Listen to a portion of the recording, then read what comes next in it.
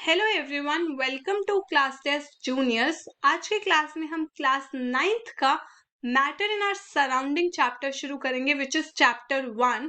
इस चैप्टर का हम आज बहुत ही डिटेल में एक टॉपिक कवर करने वाले हैं, that is what is matter. Matter क्या होता है एंड इट्स कैरेक्टरिस्टिक्स, उसके क्या क्या कैरेक्टरिस्टिक्स होते हैं। बट उस चैप्टर को शुरू करने से पहले मैं आपको कुछ वीडियोस दिखाऊंगी। आपको उन वीडियोस को बहुत फोकस के साथ देखना है।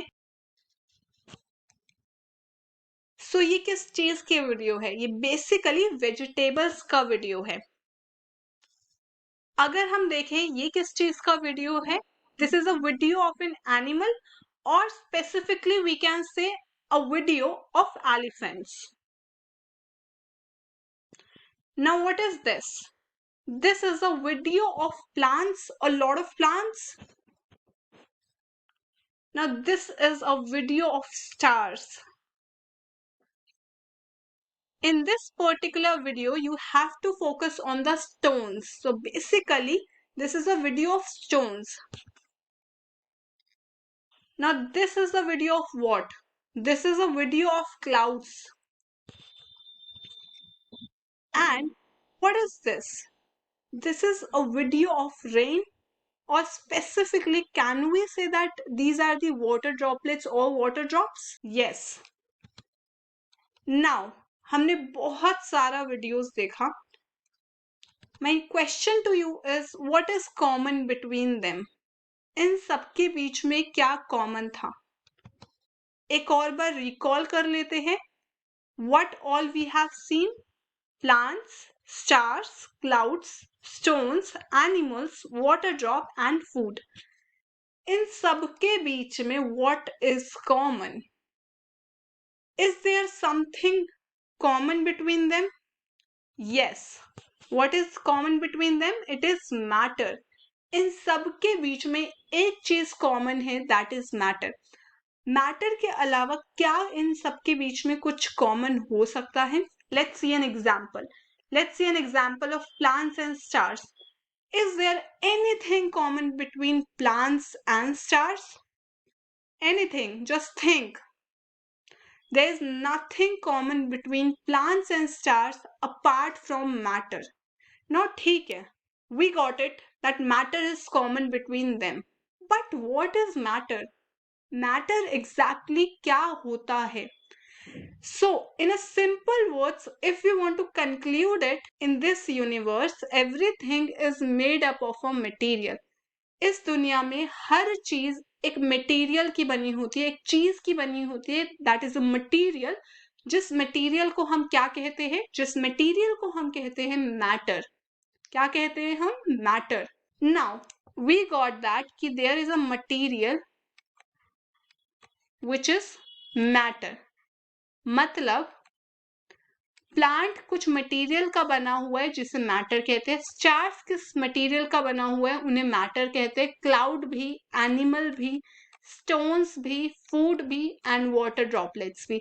सो बेसिकली इन सब के बीच में एक कॉमन चीज है, दैट इज मैटर। नाउ हमें कैसे पता चलेगा कोई चीज मैटर है या नहीं है? तो उसके लिए हमारे पास है दो क्राइटेरिया। वो क्राइटेरिया क्या क्या है? जो भी चीज मैटर होगी, जो भी चीज मैटर होगी, it should occupy space. It should occupy what? It should occupy space. Second, it should have mass. It should have mass. उसके अंदर कुछ मास होना चाहिए। Now let's take an example of plants. क्या प्लांट्स स्पेस ऑक्यूपाई करते हैं? Yes. क्या उनका कोई मास है? Yes. Let's take an example of stars. क्या स्टार्स स्पेस ऑक्यूपाई करते हैं? यस। क्या उनके अंदर कोई मास है? यस। तो स्टार्स क्या हो गए? मैटर हो गए। Now clouds. क्लाउड्स क्या कोई स्पेस ऑक्यूपाई करते हैं? यस। क्या उनके अंदर कुछ मास है? यस। सो क्लाउड्स क्या हो गए? मैटर। इसी तरीके से एनिमल्स भी मैटर है, वाटर ड्रॉपलेट्स भी मैटर है, फूड भी मैटर है, स्टोन भी मैटर है। Now my next question to you is, which of the following are matter. अब मैं आपसे कुछ क्वेश्चंस पूछूंगी, आपको बताना है ये मैटर है या नहीं है। So the first question is chair. Is chair matter और it is a non matter? So it is a matter. कैसे पता चला मुझे कि चेयर एक मैटर है? अभी अभी हमने पढ़ा कि anything which occupy space and have mass is matter. क्या चेयर कोई स्पेस ऑक्यूपाई करता है? यस। क्या इसके अंदर कोई मास है? यस। स्पेस ऑक्यूपाई करने का क्या मतलब होता है? क्या उसने कोई स्पेस लिया है? क्या उसने कोई जगह ऑक्यूपाई कर ली है? यस। क्या उसका कोई मास है? Yes. So it is a matter. Now the next question is air.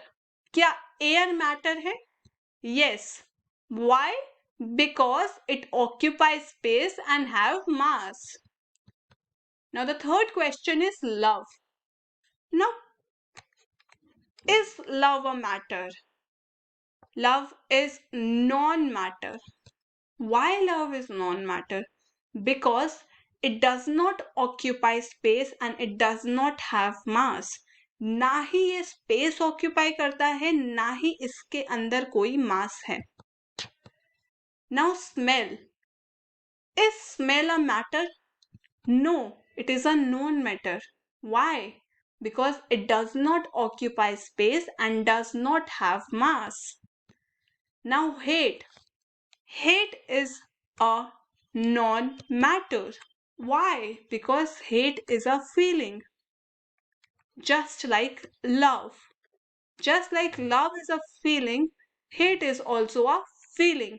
So that's why hate is a non-matter, because it does not occupy space and does not have mass. Now the next question is almonds.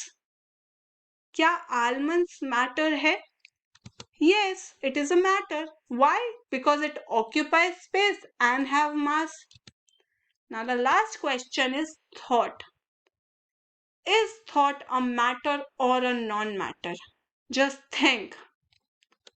It is a non-matter because जो thought है, जो हम सोचते हैं, that is a thought. और जो हम सोचते हैं, that does not occupy space and does not have mass. So that means thought is a non-matter. Now my next question to you is, what is the physical nature of matter? Matter का physical nature क्या होता है? Is it continuous like wooden block? क्या वो wooden block की तरह continuous होता है? मतलब वुडन ब्लॉक क्या होता है? ये हमारे पास एक वुडन ब्लॉक है, मतलब ये वुडन ब्लॉक एकदम कॉन्टिन्यूस है। क्या मैटर इस तरीके से कॉन्टिन्यूस होता है?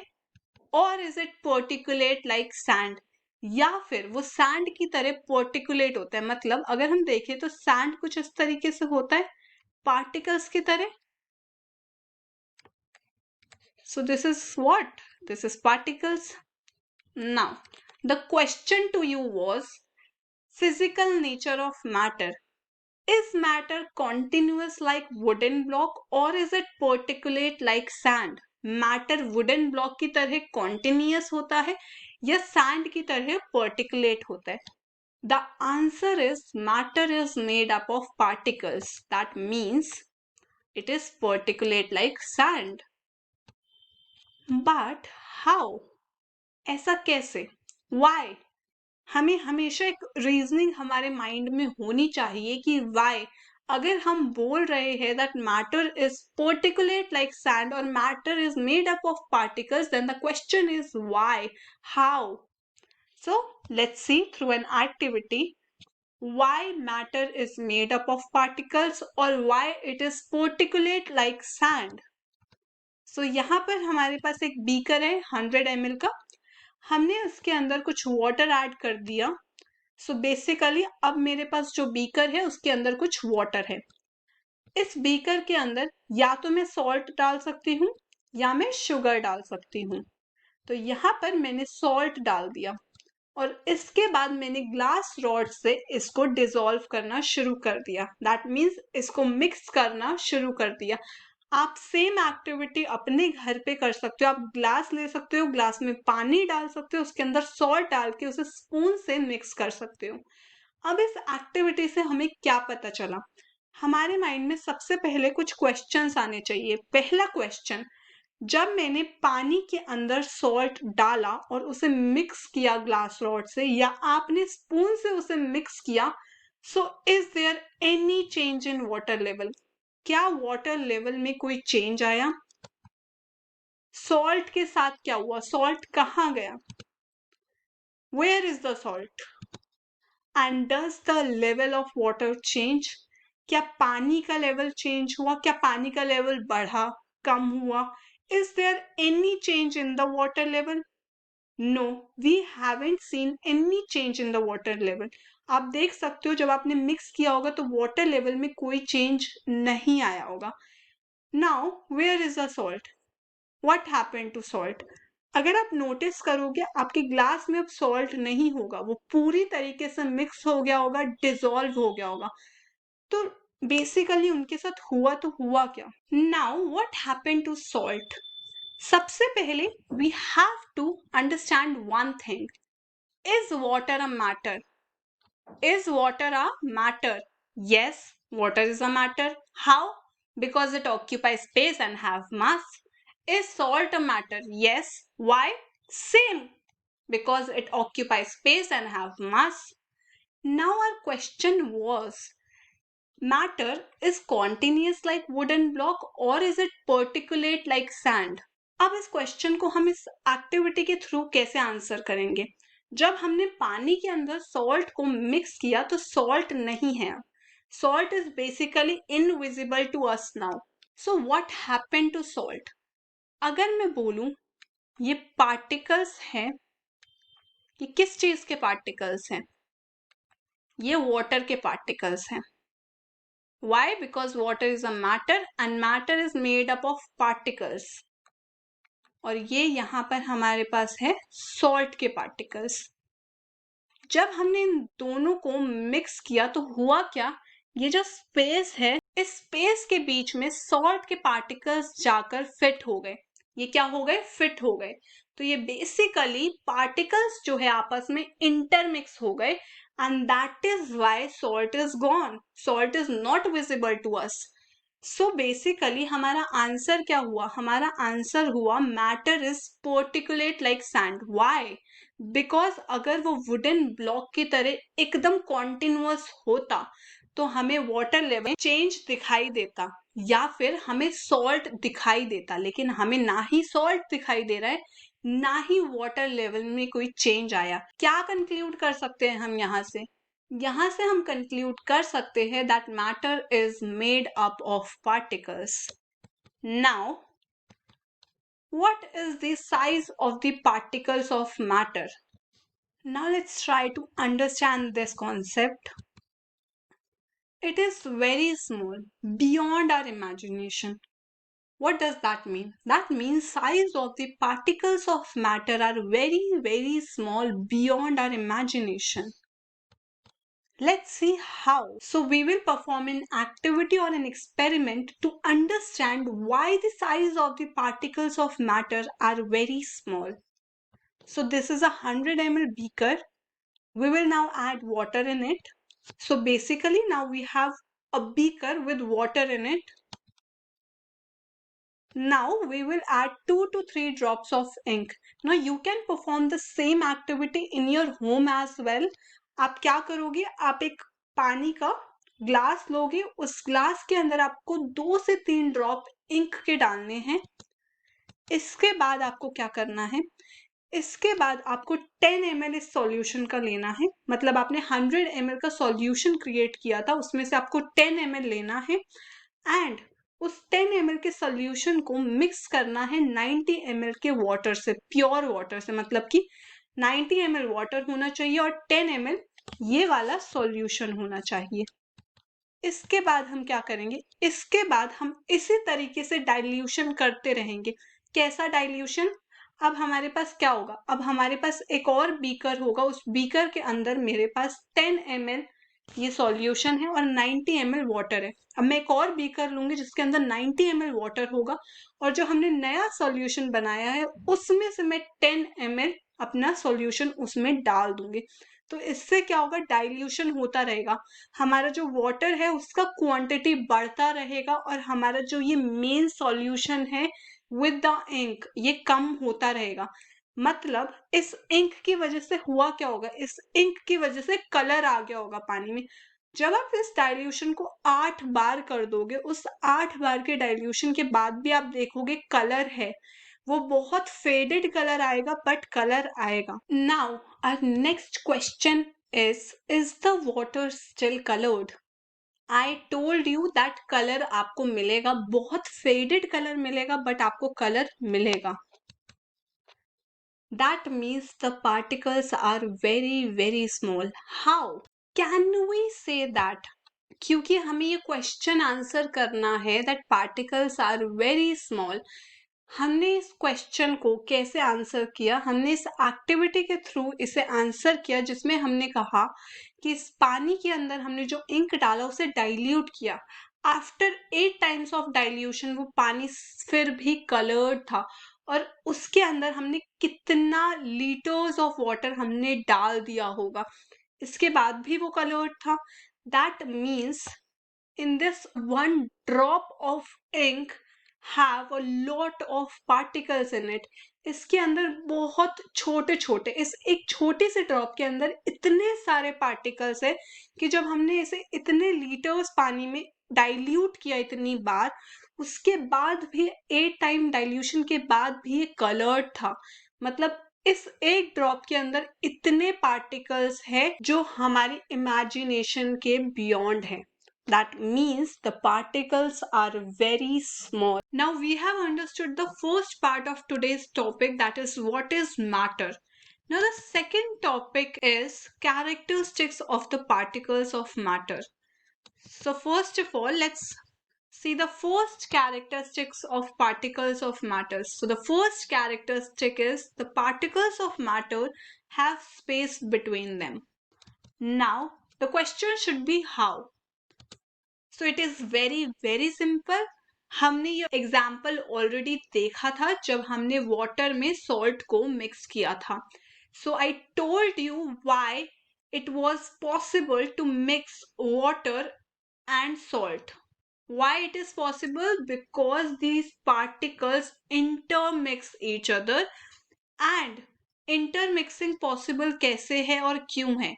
इंटरमिक्सिंग पॉसिबल इसीलिए हो पाया बिकॉज पार्टिकल्स ऑफ मैटर के बीच में स्पेस था। So we have concluded this that particles of matter have space between them.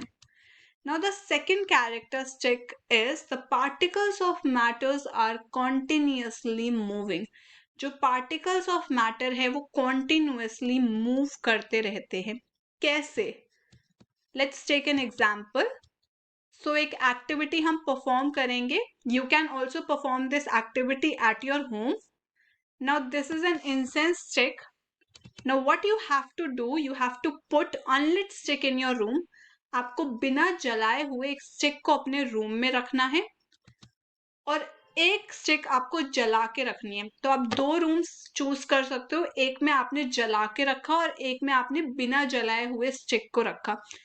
आप क्या डिफरेंस नोटिस करोगे कि अनलिट स्टिक के बहुत पास आपको जाना पड़ेगा तो आपको उसमें से कुछ स्मेल आएगी, but in the case of lit stick आपको दूर से भी स्मेल आएगी। नाउ जब आपने इन दोनों को स्मेल किया फ्रॉम अ डिस्टेंस तो आपको अनलिट स्टिक की स्मेल नहीं आएगी उतनी स्ट्रॉन्ग जितनी स्ट्रॉन्ग आपको लिट स्टिक की स्मेल आएगी। So we have observe this. Now, can you say that particles of matter are moving? आप ये सोचो कि लिट स्टिक की स्मेल आपको क्यों आई। आप रूम में बहुत मीटर्स अवे खड़े हो, उसके बाद भी आपको लिट स्टिक की स्मेल आ रही है बिकॉज जो पार्टिकल्स है वो मूव करते हुए आपके पास तक आए। आप स्टिक के पास नहीं गए, आप अनलिट स्टिक के केस में स्टिक के पास गए, जिसका रीजन अभी मैं आगे आपको बताऊंगी क्यों। लेकिन in case of lit stick आपको दूर से भी स्मेल आ गई। इसका एक और एग्जाम्पल भी हम देख सकते हैं, that is the smell of hot sizzling food. जब आपकी मॉम किचन में खाना प्रिपेयर कर रही होती है और आप दूसरे रूम में होते हो, आपको उसके बाद भी स्मेल आ जाती है खाने की कि क्या खाना बना हुआ है. Now why, how is this possible that the smell of that food reaches you several meters away? Because particles of matter are moving. अगर खाने के जो पार्टिकल्स है वो मूव ही नहीं कर रहे होते तो आप तक स्मेल नहीं आती. So yes, we have understood that characteristic of particles of matter, that is, it is continuously moving. Now, particles are continuously moving. We accept that they possess kinetic energy. Yes, we accept that because anything which is moving possess kinetic energy. कुछ भी जो move कर रहा होता है उसके अंदर kinetic energy होती है. Now we have seen two type of stick, एक जिसे हमने नहीं जलाया था, एक जिसे हमने जलाया था.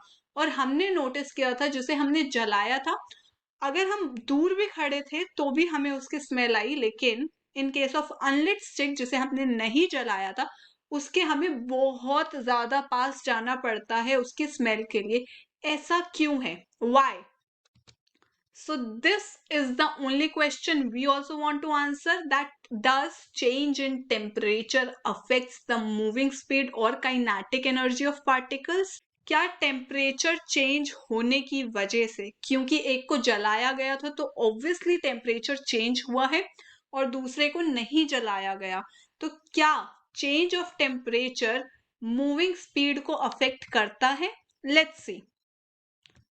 So we will perform an activity. यहाँ पर मेरे पास 100 ml का बीकर है, इसमें मैं कोल्ड वाटर फिल करूंगी एंड इसके अंदर मैं 2 to 3 क्रिस्टल्स ऑफ पोटेशियम पर मैग्नेट डालूंगी. यहाँ पर मैं एक चीज नोटिस करूंगी कि ये जब मैं कोल्ड वाटर में डाल रही हूं तो इसको मिलाना या मिक्स करना थोड़ा डिफिकल्ट है on comparison to hot water. जब हम इस सेम प्रोसेस को हॉट वाटर के साथ रिपीट करेंगे तो यहाँ पर हॉट वाटर के केस में ये मिक्सिंग आसान होगी. अब ऐसा क्यों हुआ? यहाँ पर let's try to understand. With increase in temperature kinetic energy increases. अब जब हमने हॉट वाटर में उसे मिक्स किया था तो वो इजीली मिक्स हुआ था, लेकिन जब हमने कोल्ड वाटर में उसे मिक्स किया था तो वो इजीली मिक्स नहीं हुआ था. दैट मीन्स टेम्परेचर बढ़ा तो काइनेटिक एनर्जी बढ़ी, जिसकी वजह से पार्टिकल्स बहुत तेजी से मूव करना शुरू हो गए. Do you remember? अभी अभी जस्ट आई टोल्ड यू कि एक अनलिट स्टिक क्यों नहीं हमें स्मेल दे रही थी, बिकॉज वो अनलिट थी, टेम्परेचर कम था तो काइनेटिक एनर्जी कम थी. क्योंकि टेम्परेचर बढ़ने से काइनेटिक एनर्जी बढ़ती है, तो वहां पे टेम्परेचर कम था तो काइनेटिक एनर्जी कम थी और पार्टिकल्स बहुत कम मूव कर रहे थे या बहुत धीरे मूव कर रहे थे. लेकिन जैसे ही हमने उसे जलाया तो टेम्परेचर बढ़ा, काइनेटिक एनर्जी बढ़ी और पार्टिकल्स मूव शुरू हो गए बहुत तेजी से करना. ये तो हमें समझ में आ गया इंसेंस स्टिक का केस. लेकिन पोटेशियम पर मैग्नेट में ऐसा क्यों हुआ कि मिक्सिंग तेज हो गई? मतलब हॉट वाटर में मिक्सिंग जल्दी हुई लेकिन कोल्ड वाटर में मिक्सिंग धीरे हुई. Why? On heating diffusion become faster. क्योंकि जब हम हीट करते हैं, बिकॉज हमने हॉट वाटर यूज किया था, तो डिफ्यूजन फास्टर हो गया. Now the question is what is diffusion? So here is particles of water जो मैंने आपको ड्रॉ करके दिखाए थे, and these are particles of potassium permanganate. अगर आप देखो इनके बीच में स्पेस है. Now particles of matter intermix on their own with each other. वो एक दूसरे के साथ इंटरमिक्स हो जाते हैं. कैसे होते हैं? They do so by getting into the space between the particles, which I already told you कि इन स्पेसेस की वजह से ये इंटरमिक्स हो पाते हैं. इस प्रोसेस को, ये जो इंटरमिक्सिंग का प्रोसेस है पार्टिकल्स के, इस प्रोसेस को हम डिफ्यूजन कहते हैं. So basically this intermixing of particles of two different types of matter on their own is called diffusion. So here we can conclude that particles of matter move continuously and with the increase of speed particles तेजी से move करते हैं. तेजी से move करने की वजह से हमें स्मेल जल्दी आई और दूर तक आई एंड टेम्परेचर के इंक्रीज की ही वजह से इंटरमिक्सिंग जो है वो तेज हुआ. Now the third characteristic is the particles of matter attract each other. जो पार्टिकल्स है मतलब इतने सारे वो जो सर्कल्स थे वो एक दूसरे को अट्रैक्ट कर रहे हैं, ऐसा हम कैसे कह सकते हैं? How? Let's play a game. तो मेरे पास बहुत सारे बच्चे हैं.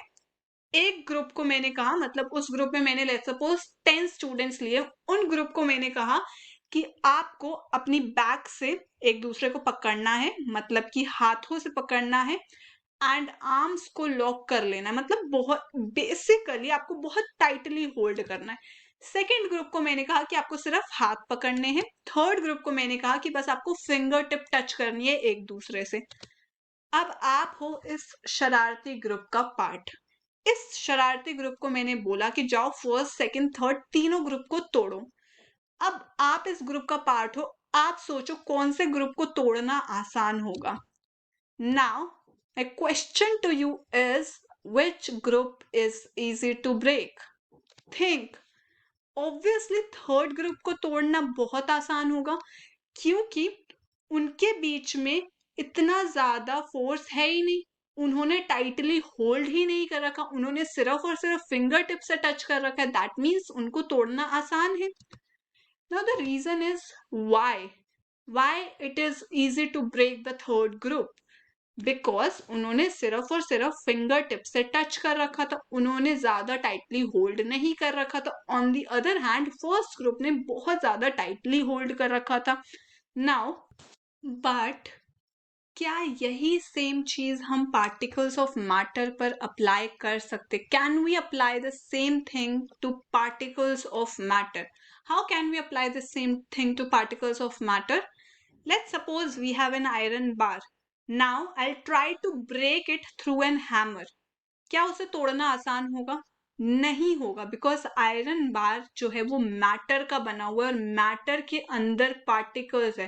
Matter is made up of what? Matter is made up of particles and those particles are very closely held.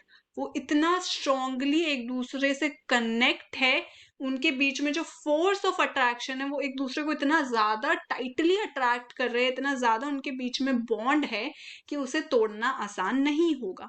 लेकिन अगर यहीं पर मैं एग्जाम्पल लूं एक वुडन ब्लॉक का, एक आयरन बार और एक वुडन ब्लॉक. ना wooden block comparatively easy to break होगी हैमर से अगर हम आयरन बार से कंपेयर करें. तो इसका मतलब वुडन ब्लॉक में भी होल्ड तो कर रहे हैं पार्टिकल्स, बेसिकली अट्रैक्ट तो कर रहे हैं, बट फोर्स ऑफ अट्रैक्शन कम है. जैसे फर्स्ट सेकंड थर्ड ग्रुप में फोर्स ऑफ अट्रैक्शन कम था, इसी तरीके से हमारे वुडन ब्लॉक में फोर्स ऑफ अट्रैक्शन कंपैरेटिवली कम होगा हमारे आयरन बार से. And that is why iron bar को तोड़ना आसान है और वुडन ब्लॉक को तोड़ना मुश्किल. लेकिन दोनों के पार्टिकल्स एक दूसरे को अट्रैक्ट कर रहे हैं, मतलब आयरन के पार्टिकल्स एक दूसरे को अट्रैक्ट कर रहे हैं एंड वुडन ब्लॉक के पार्टिकल्स एक दूसरे को अट्रैक्ट कर रहे हैं. मतलब we can conclude that particles of matter do attract each other. otherwise अगर उनके particles के बीच में attraction नहीं होता तो उन्हें हम बहुत easily तोड़ पाते.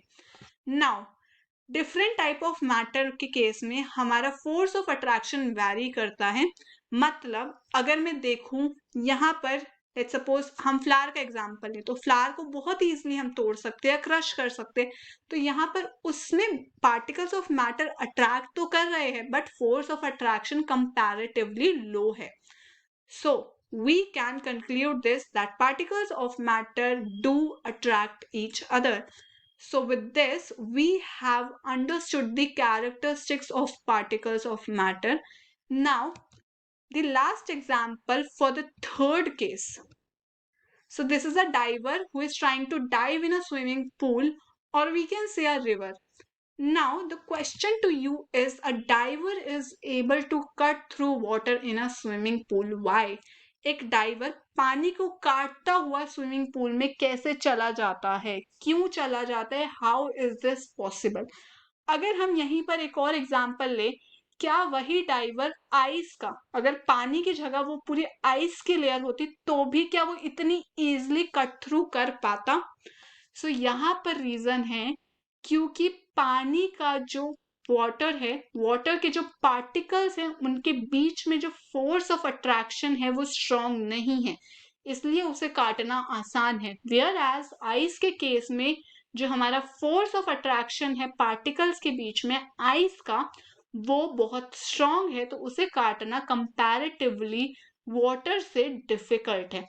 सो यहाँ पर हमारी पार्टिकल्स ऑफ मैटर का थर्ड कैरेक्टरिस्टिक लगता है, that is particles of matter do attract each other but the force of attraction is different in different type of matter. तो पानी के केस में जो फोर्स ऑफ अट्रैक्शन है वो कम है, वो स्ट्रांग नहीं है, इस वजह से डाइवर जो है वो बहुत इजीली कट थ्रू कर जाता है। And with this we have completed our topic. अगर आपको वीडियो पसंद आया हो so please like the video, इससे हमें मोटिवेशन मिलता है। एंड अगर आपने अभी तक चैनल को सब्सक्राइब नहीं किया है तो डू सब्सक्राइब द चैनल।